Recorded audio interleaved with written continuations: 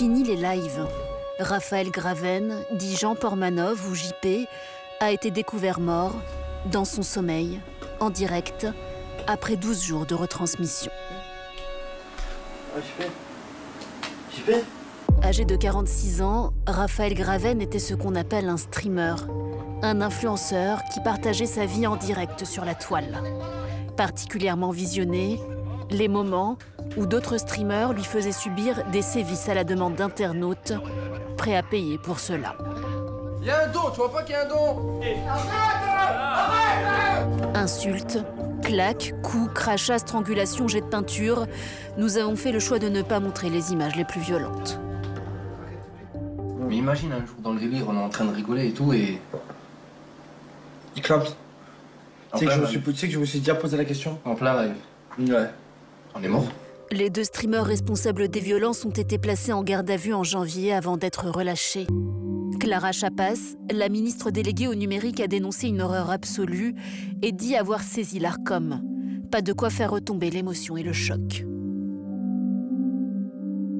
Ce contenu aurait simplement dû être banni avec des efforts de modération qui n'ont pas été faits. Oui, il y a eu des failles dans l'action publique. L'autopsie de Raphaël Graven a eu lieu aujourd'hui. Les médecins légistes n'ont pas constaté, je cite, de lésions traumatiques pouvant expliquer le décès. Des conclusions préliminaires qui n'enlèvent rien à la gravité des sévices reçus dans les heures qui ont précédé sa mort. Ça nous rappelle les jeux du cirque au temps de l'ère romaine, où il faut que ça saigne. Finalement, le fait que ça soit en accès libre, c'est OK de le faire. Plus de 160 000 personnes étaient abonnées à ce flux de streaming. Alors, comment de tels sévices ont pu être diffusés en toute impunité ? La mort de Raphaël Graven est-elle une sordide exception ou est-elle emblématique d'une dérive sur les plateformes ? Voilà, pour en débattre, nous recevons ce soir Marie Turcan. Bonsoir. Bonsoir. Vous êtes journaliste à Mediapart. Vous avez coécrit l'enquête publiée fin 2024 dans laquelle vous révéliez les maltraitances commises en direct sur la plateforme Kik. Selon vous, les conditions étaient réunies pour que des décisions soient prises après la publication de l'enquête de Mediapart. Mais au-delà d'inaction, vous dites qu'il y a aussi une méconnaissance des pouvoirs publics à propos de ce qu'il se passe sur le web. À vos côtés, Rana Stamboliska, bonsoir. Bonsoir. Vous êtes experte en diplomatie numérique. Vous êtes directrice générale de RS Stratégie, qui est une entreprise de conseil en cybersécurité. Selon vous, le problème, ce n'est pas qu'on manque de règles pour contrôler les plateformes. Le problème, c'est qu'on ne les applique pas assez. C'est notamment le cas en France par manque de moyens. Et puis, Fabrice Epelboin, bonsoir. Bonsoir. Vous êtes spécialiste du numérique et des médias sociaux. Vous êtes cofondateur de Yogosha, plateforme de test de sécurité offensive. Selon vous, la régulation est un concept extrêmement flou. Avec une plateforme comme Kik, qui n'a pas de représentation en France, on peut juste couper le flux, mais on ne peut pas imposer nos lois au-delà des frontières européennes. En fait, dans ce domaine du numérique, il n'y a que les États-Unis qui le font. Et pour entamer ce débat, c'est avec vous, Hélène, et la déclaration du jour. La mort de Jean Portmanov n'a pas d'origine traumatique et n'est pas en lien avec l'intervention d'un tiers. Le communiqué du procureur de la République de Nice est tombé il y a quelques heures.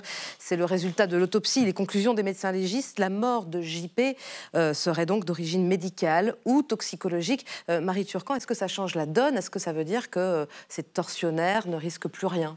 Alors, nous, à Mediapart, donc, on a sorti une première enquête en décembre 2024 qui a donné lieu à l'ouverture d'une enquête préliminaire par le procureur de la République de Nice. Donc, on fait bien la différence entre ces 2 enquêtes. Cette enquête préliminaire, elle est aujourd'hui toujours en cours. Et on parle là de ces sévices, de cette diffusion des sévices. Il y a plusieurs chefs d'accusation.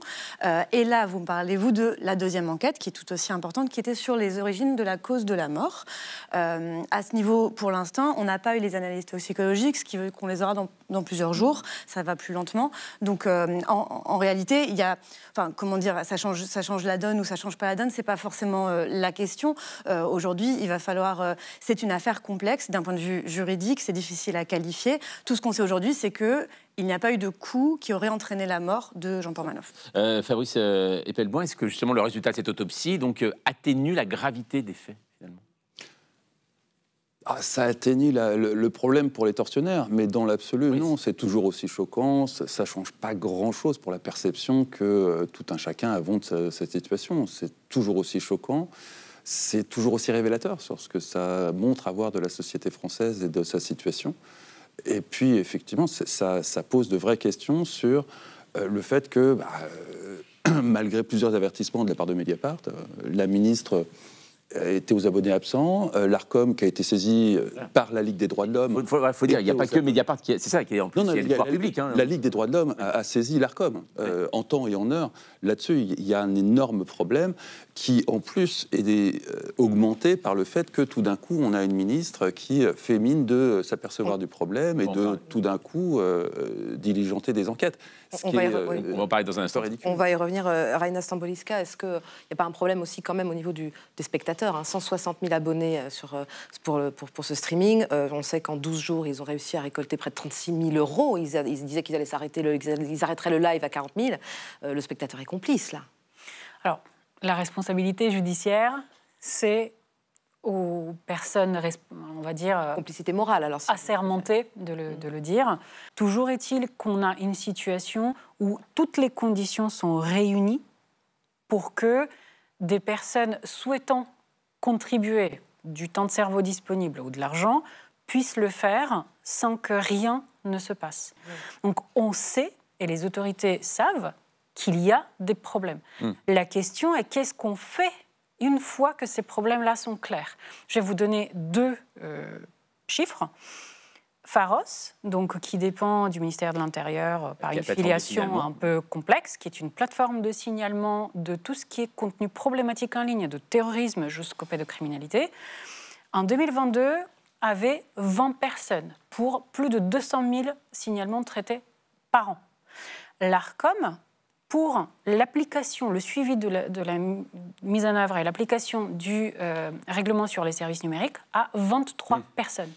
Donc, à un moment donné, on peut faire de la magie, on peut faire des miracles, mais on ne peut pas raisonnablement s'attendre à ce que ces autorités-là protègent et agissent en temps et en heure. Marie Turcan, est-ce que d'après vous, après la publication de votre enquête, donc c'était en janvier, hein, c'est ça, janvier dernier, est-ce que ça a été ce manque de moyens qui fait qu'à un moment on n'ait rien fait, que les autorités n'aient pas agi envers ce compte? Alors, il faut remettre les choses au clair. Le procureur de la République de Nice s'est saisi 2 jours après la publication de notre enquête, ou une semaine.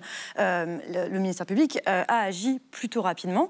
Une saisie du matériel informatique a eu lieu très rapidement également, et des gardes à vue ont été menées. Voilà, c'est ça. À partir de ce moment-là, les streamers ont 2 choix. Soit ils se disent on a compris qu'on a fait quelque chose de problématique, et on arrête, soit on trouve toutes les manières possibles d'y revenir. Et en fait, ce que vous avez sûrement dit, ou qu'on va dire, c'est qu'ils gagnaient beaucoup d'argent.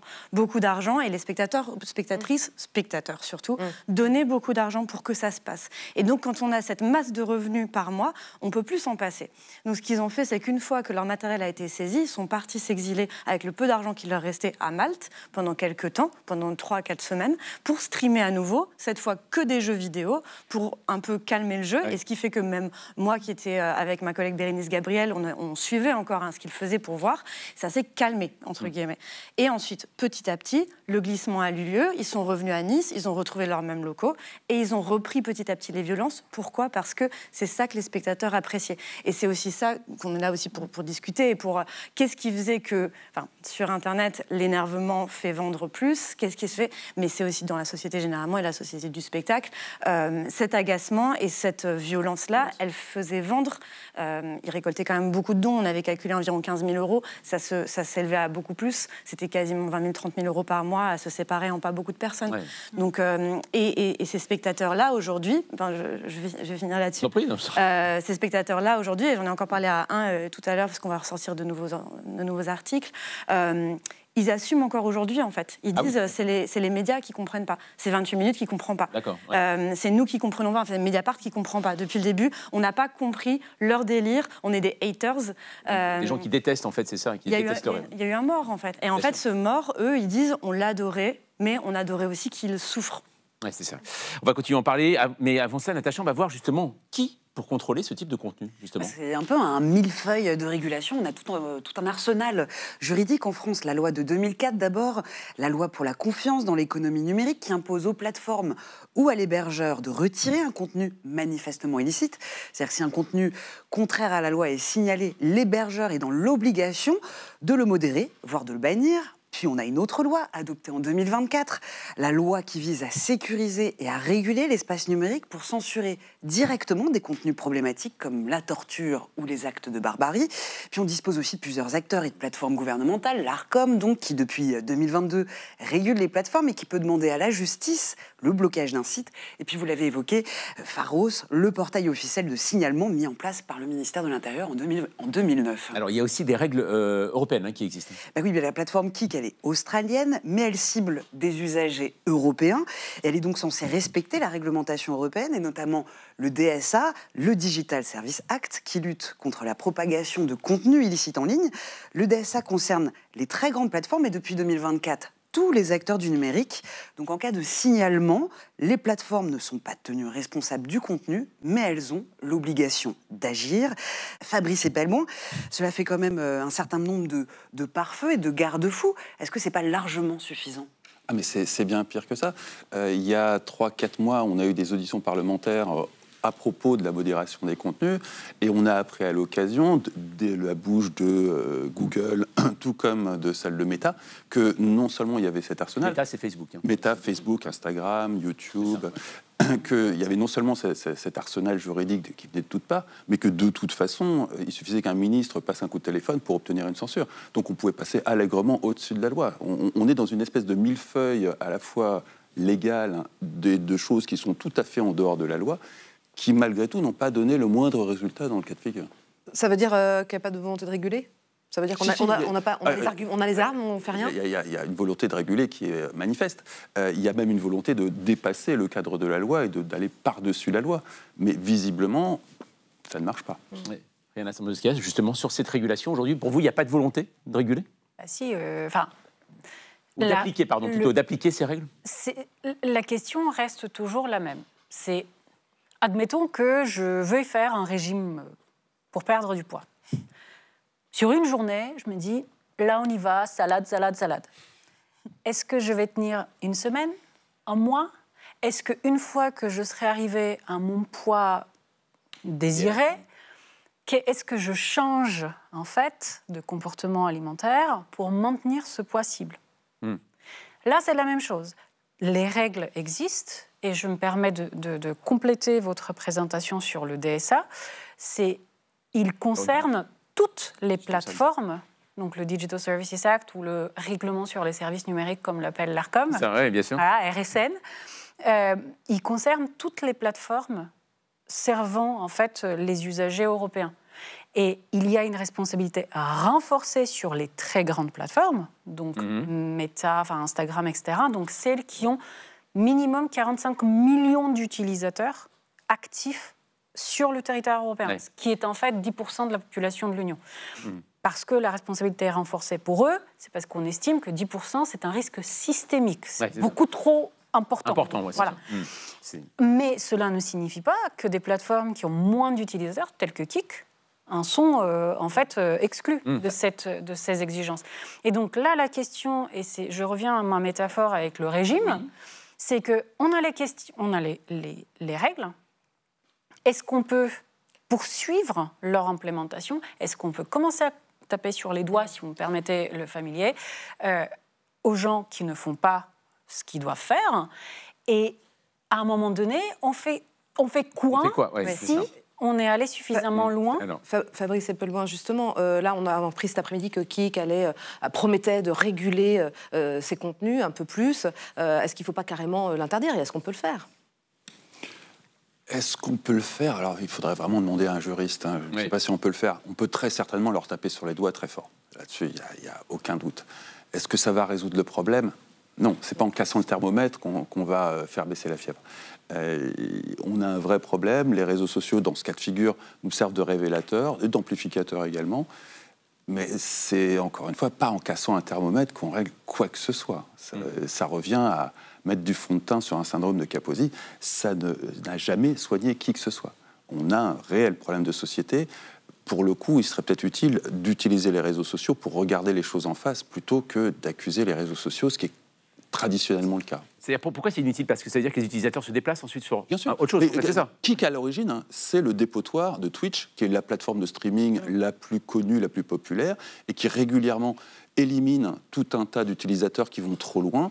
Kik servant de dépotoir. Ah oui. Et d'ailleurs, ce garçon qui est mort a été expulsé de Twitch en 2023, je crois. Oui, un peu avant. 2022. Donc, là où on pouvait trouver refuge, en fait.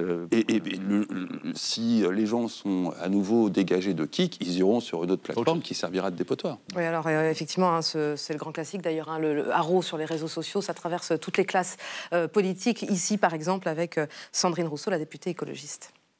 Et les réseaux sociaux sont aujourd'hui un lieu de développement de la violence. Donc c'est un problème social, c'est un problème collectif. Au-delà de ce streamer et du caractère dramatique de sa mort, je voudrais que nous prenions la mesure du danger que représentent pour nos démocraties et pour nos vies ces réseaux sociaux. Marie Turcan, on ne sait pas bien ce qui se passe sur les réseaux. Il y a un fossé entre les décideurs et puis ces jeunes et moins jeunes qui sont sur ces réseaux. C'est compliqué parce qu'on a toujours... cette affaire, elle a beaucoup de ramifications. Elle a notamment des personnes plus âgées qui comprennent peu ce qui se passe en ligne et qui tendent à penser que tout ce qui se passe en ligne peut être mal. En fait, on l'a rappelé hier aussi, être fan de quelqu'un, c'est pas grave. Faire partie d'une communauté en ligne, c'est pas grave. Utiliser Twitter, utiliser Facebook, c'est pas grave en soi. Les jeux vidéo. Les jeux vidéo encore moins. Et là, en plus, Kik n'est pas vraiment un réseau social, c'est une plateforme de diffusion de vidéos avec un chat interactif où les gens pouvaient discuter et donner des dons et injurier les personnes. Mais ce qui est intéressant derrière, c'est la manière dont cette communauté s'est formée. Et donc, ils ont encore des messageries encore moins connues pour peut-être le grand public, mais on est sur Discord, on est sur Telegram, on est sur des endroits où là, c'est là où ce qui est intéressant, c'est comment ils construisent ce groupe et cette communauté. Et je vous en parlais tout à l'heure, cette communauté qui, malgré... Là, on est quand même sur une affaire nationale. Moi, je comprenais que quand j'étais en décembre, on était 2 à envoyer des messages et à leur dire vous comprenez ce que vous faites, ça peut être illégal, qui nous envoie un peu balader, mais là, il y a quand même une grande partie de la France qui se sent concernée par ce qui se passe. Mais malgré tout ça, ils restent soudés entre eux. Et donc, il y a une question qui doit se poser là sur la construction de la masculinité. Ça reste une grande partie d'hommes sur cette construction par la violence, par les invectives, par le fait que cette sociabilité, elle est intense. En plus, ça passe par c'est de l'amour aussi pour eux. C'est ça qui est très nébuleux et qu'il faut aussi, pour comprendre le problème dans son ensemble, c'est très bien de parler des plateformes. Comme vous l'avez dit, comme je vous rappelle, quand ils sont partis à Malte, ils ont streamé sur une autre plateforme. C'était plus Kik, c'était une autre. Donc en fait, fermer Kik, oui, pourquoi pas. Sanctionner Kik fortement, pourquoi pas. Mais finalement, c'est pas là le problème. Par contre, on a des outils juridiques et on a aussi des enquêtes en cours. Et quelqu'un qui frappe quelqu'un en direct, qui lui fait du mal volontairement et qui diffuse ces images sur le web, ça peut être sanctionné pénalement. Mais le temps de l'enquête est très long. Et aussi, le peu d'enquêteurs, comme Reina vous l'avez dit, de cyber-enquêteurs formés à ces sujets est minime. Oui, bah, toutes les plateformes, Reina Stramboliska, toutes les plateformes ne sont pas comme Kik. Non, elles ne sont pas. Mais chez Kik, il y a, et je reprends la notion de ramification, Kik, à la base, c'est une plateforme qui est un peu, oui, le dépotoir de Twitch, mais qui est fondée par des personnes qui, en fait, dont le business principal, c'est les jeux en ligne. C'est un truc de casino, si vous voulez. Et donc, ils vont vous expliquer qu'il n'y a pas de pub sur Kik. En fait, c'est faux. Il y a de la pub pour des jeux d'argent, dont ceux qu'ils font eux. Et donc, vous avez énormément de choses, en fait, et d'influences là-dedans qui sont sous prétexte de donner un espace d'expression qui est libre et porteur pour leurs créateurs de contenu. C'est ça la façon dont ils formulent ces aspects-là. En fait, eux, derrière, c'est un faux-nez, si vous voulez, pour des intérêts qui sont liés à des jeux d'argent et donc à des choses qui n'ont rien à voir avec les jeux vidéo. Sur le divertissement et la violence, on va voir que malheureusement, c'est pas nouveau. On va faire un tour du côté de nos archives. On va remonter en 1991. Alors là, on va pas du tout parler d'Internet, mais c'est l'année où la France découvre un nouveau spectacle baptisé « Lancer de nains » ou quand l'humiliation fait recette. Venu d'Australie et des États-Unis, le lancer de nains est arrivé cet été dans les boîtes de nuit françaises. Importé par Fun Productions, une société niçoise spécialisée dans la boxe et le catch féminin topless, et arrosée d'huile. Le secrétariat d'État chargé des handicapés a déjà condamné le voyeurisme de ceux qui assistent à ce genre d'attraction, mettant en cause, je cite, « la dignité des personnes handicapées et constituant l'exploitation de l'image du handicap ». Tout le monde est là pour rigoler, il s'est bien amusé, on s'est bien amusé. En définitive, on a passé tous une bonne soirée. Il n'y a pas eu de mal, alors on continue. Voilà, nous étions en 1991, on voit ces images atterrantes, Fabrice et Pelleboin, mais on le voit tout de même, les réseaux sociaux n'ont rien inventé en termes d'humiliation. Ils les ont tout simplement, on a mis une loupe pour... et maintenant, c'est beaucoup plus large, en fait, tout simplement. En fait. Plus large, plus diversifié, mais après le lancer de Nain, on a eu droit au Loft en 99, qui a vraiment eu un succès phénoménal en termes d'audience, et qui était basé sur le même principe, de l'humiliation transmise à la télé. Et puis on a énormément avancé. Cyril Hanouna, qui en a fait quelque part son modèle économique à lui aussi, mais dans tout un tas d'autres médias. Je crois que Quotidien a été rappelé à l'ordre par l'Arcom récemment pour avoir eux aussi humilié des gens en difficulté. C'est devenu un phénomène de société très large. Alors effectivement, on peut remonter aux racines du lancer de Nain, qui avait quand même eu le mérite d'avoir choqué tout le monde à l'époque, oui, d'être un micro-phénomène avec un micro-public. C'est devenu un phénomène de masse, avec un public de masse, en 99 avec le Loft. On est en 2025. Aujourd'hui, le phénomène est totalement raciné. C'est d'ailleurs pour ça qu'on trouve des adultes qui sont spectateurs de telles horreurs. C'est que concrètement, c'était des jeunes qui regardaient le Loft et qui aujourd'hui sont des adultes avec un âge qui commence à être avancé. En tout cas, en termes juridiques aujourd'hui, la question qui se pose dans l'affaire Jean-Paul Manœuvre, c'est est-ce que les violences étaient mises en scène? Et tout va un peu se détailler autour de ça. C'est-à-dire qu'on pourrait potentiellement aller même poursuivre jusqu'aux spectateurs qui payent pour voir des délits être commis, sauf si ça a été mis en scène. Et donc, tout le travail maintenant, ça va être de montrer si mise en scène il y avait, si les coups étaient réels ou non. L'autopsie a montré qu'en tout cas, il n'y a pas eu de coup qui a entraîné la mort. Il y a les images quand même. Nous, on avait vu des images de la personne handicapée qui se faisait tellement taper fort qu'un bleu apparaissait en direct. Il y avait une deuxième personne, en effet, qui était... La deuxième personne surnommée Koudou. Moi, je travaille sur les discriminations à la base. Donc, pour nous, c'était important aussi de montrer d'abord ça, parce que les personnes handicapées sont extrêmement discriminées dans notre société très validiste. Et en plus des concepts physiques, il y avait des concepts d'humiliation verbale, donc de développer des concepts pour se moquer du handicap. Donc il faisait des espèces de questions pour un champion autour d'une table et il leur posait des questions de niveau CE1 à Jean-Paul Manœuvre comme à la personne handicapée et il se moquait des résultats. Et ces scénettes-là, elles sont, et on en revient aux plateformes, elles sont extraites de Kik par des fans, ou pas juste des gens avides de buzz, et ensuite ils les mettent partout. Ah oui, sur TikTok. Sur TikTok, Jean-Paul Manœuvre, il avait 500 000 abonnés. C'est beaucoup plus que sur Kik. Donc il y a TikTok, sur YouTube, il y a des clips qui sont encore en ligne aujourd'hui. Sur Twitter, sur X, j'en parle même pas parce qu'aujourd'hui tout se passe sur X et rien n'est modéré. Donc c'est une nébuleuse et c'est pour ça que on peut s'intéresser à Kik et nous à Mediapart on a quand même on les a alertés en décembre, on les a alertés en janvier, ils nous ont toujours répondu très succinctement et honnêtement il y a pas moyen qu'ils réussissent à justifier qu'ils n'étaient pas au courant. Donc eux pour le coup c'est même un peu terminé cette histoire, je dirais. C'est le moment de penser un peu plus loin, quoi. C'est une affaire en tout cas que nous suivons et c'est à suivre comme beaucoup de Français, j'imagine, qui découvrent ça aussi avec un certain atterrement. Merci en tout cas à vous trois d'être venus débattre ce soir autour de cette question.